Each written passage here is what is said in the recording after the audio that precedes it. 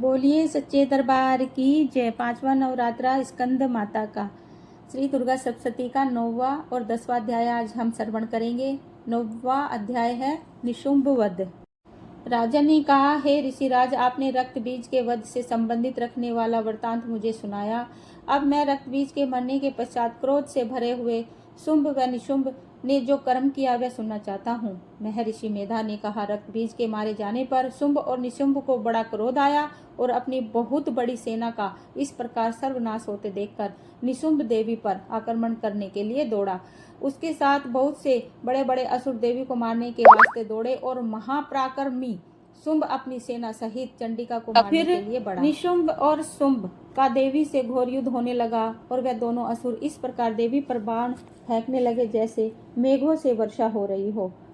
उन दोनों के चलाए हुए बाणों को देवी ने अपने बाणों से काट डाला और अपने शस्त्रों की वर्षा से उन दोनों दैत्यों को चोट पहुंचाई। निशुंभ के तीक्ष्ण तलवार और चमकती हुई ढाल लेकर देवी ने सिंह पर आक्रमण किया। अपने वाहन को चोट पहुंची हुई देखकर देवी ने अपने शुप्र नामक बाण से निशुंभ की तलवार व ढाल दोनों को ही काट डाला।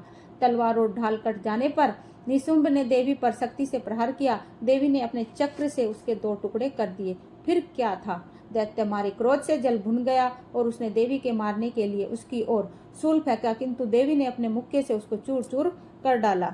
फिर उसने देवी पर गदा से प्रहार किया। देवी ने त्रिशूल से गदा को भस्म कर डाला। इसके पश्चात वह फरसा हाथ में लेकर देवी की ओर लपका। देवी ने अपने तीखे बाणों से उसे धरती पर सुला दिया। अपने पराक्रमी भाई निशुंभ के इस प्रकार से मरने पर शुंभ क्रोध से भरकर देवी को मारने के लिए दौड़ा। वह रथ में बैठा हुआ उत्तम आयुधों से सुशोभित अपनी 8 बड़ी बड़ी भुजाओं से सारे आकाश को ढके हुए था। शुंभ को आते हुए देखकर देवी ने अपना शंख बजाया और धनुष की टंकोर का भी अत्यंत दुस्सह शब्द किया। साथ ही अपने घंटे के शब्द से, जो कि संपूर्ण दैत्य सेना के तेज को नष्ट करने वाला था, संपूर्ण दिशाओं को व्याप्त कर दिया। इसके पश्चात देवी ने सिंह ने भी अपनी दहाड़ से, जिसे सुन बड़े बड़े बलवानों को मद चूर चूर हो जाता था, आकाश, पृथ्वी और 10 दिशाओं को पूरित कर दिया। फिर आकाश में उछलकर काली ने अपने दांतों तथा हाथों को पृथ्वी पर पटका। उसके ऐसा करने से ऐसा शब्द हुआ जिससे कि उससे पहले के सारे शब्द शांत हो गए। इसके पश्चात शिवदूती ने असुरों के लिए भय उत्पन्न करने वाला अट्टहास किया, जिसे सुनकर सब दैत्य थर्रा उठे और शुंभ को बड़ा क्रोध आया। फिर अंबिका ने उसे, अरे दुष्ट, खड़ा रह कहा तो आकाश से सभी देवता जय हो बोल उठे। शुंभ ने वहां आकर ज्वालाओं से युक्त एक अत्यंत भयंकर शक्ति छोड़ी, जिसे आते देखकर देवी ने अपनी मोहलका नामक शक्ति से काट डाला। हे राजन, फिर शुंभ के सिंह नाद से तीनों लोक व्याप्त हो गए और उसकी प्रतिध्वनि से ऐसा घोर शब्द हुआ जिसने इससे पहले के सब शब्दों को जीत लिया। शुंभ के छोड़े बाणों को देवी ने और देवी के छोड़े बाणों को शुंभ ने अपने बाणों से काट सैकड़ों और हजारों टुकड़ों में परिवर्तित कर दिए। इसके पश्चात जब चंडिका ने क्रोध से भरकर शुंभ को त्रिशूल से मारा तो वह मूर्छित होकर पृथ्वी पर गिर पड़ा।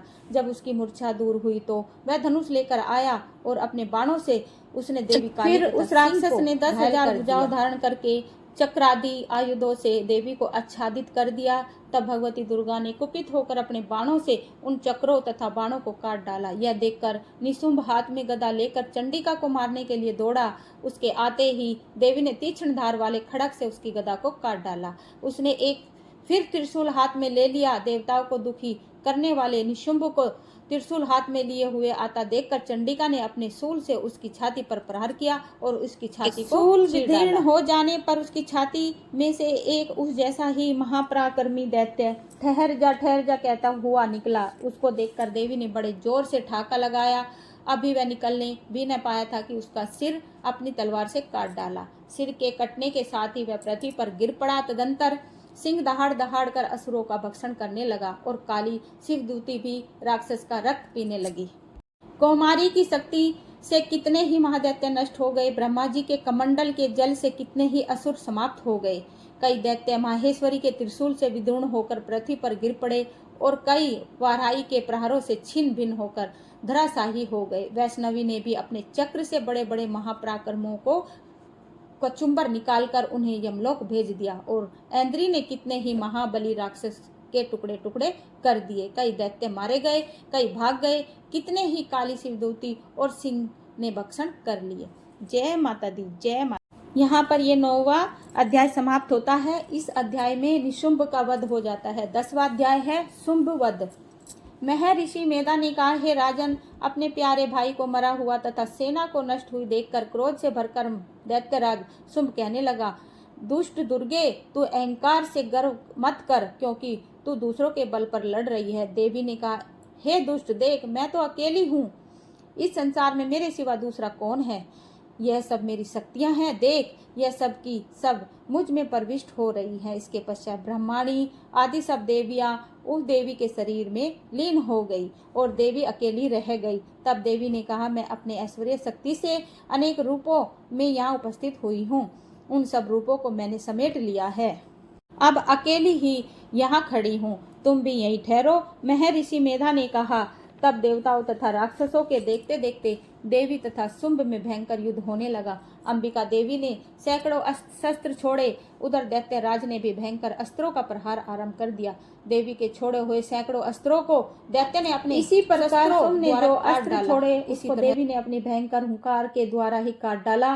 दैत्य ने जब सैकड़ों बाण छोड़कर देवी को ढक दिया तो क्रोध से भरकर देवी ने अपने बाणों से उसका धनुष नष्ट कर डाला। धनुष कट जाने पर दैत्येंद्र ने शक्ति चलाई, लेकिन देवी ने उसे भी काटकर फेंक दिया। फिर दैत्येंद्र चमकती हुई ढाल लेकर देवी की ओर दौड़ा, किंतु जब वह देवी के समीप पहुंचा तो देवी ने अपने तीक्ष्ण बाणों से उसकी चमकने वाली ढाल को भी काट डाला।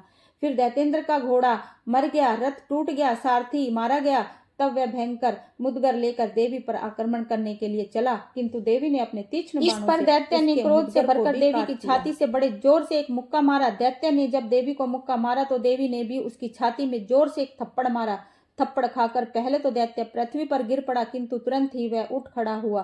फिर वह देवी को पकड़कर आकाश की ओर उछला और वहां जाकर दोनों में युद्ध होने लगा। वह युद्ध ऋषियों और मुनियों के द्वारा, देवताओं द्वारा आश्चर्य में डालने वाला था। देवी आकाश में दैत्यों के साथ बहुत देर तक युद्ध करती रही। फिर देवी ने उसे आकाश में घुमाकर पृथ्वी पर गिरा दिया। दुष्टात्मा दैत्य पुनः उठकर देवी को मारने के लिए दौड़ा।